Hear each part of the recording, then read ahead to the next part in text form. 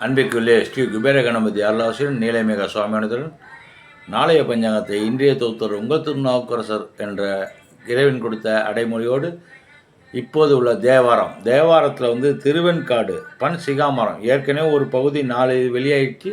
இப்போ 2ஆம் பகுதி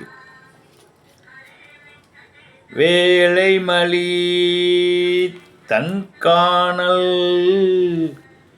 வெண்காட்டான் திருவடிக்கு மாலை மலிவன் சாந்தல் வழிபடு நன்மறையவன் தன்மேல் அடர் வெங்காலன் உயிர் விண்டப்பினை நமன் தூதர் ஆழமிடற்றான் அடியாரென்று அடர அஞ்சுவரே.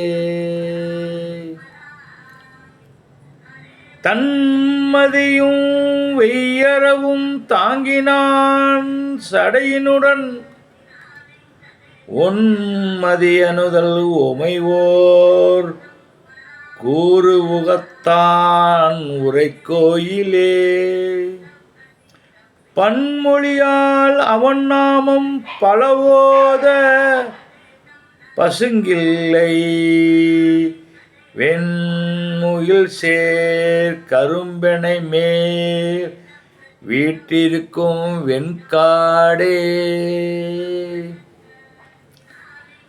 சக்கரம் மார்க்கு ஈந்தானும் சலம் தருணை பிழந்தானும்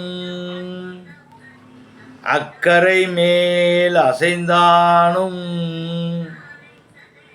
அடைந்த ஐராவதம் பணிய மிக்கு அதனுக்குள் அருள் சுரக்கும் வெண்காடும் வினை துறக்கும் முக்குளம் நன்கு உடையானும் முக்கண் உடை இறைவனே.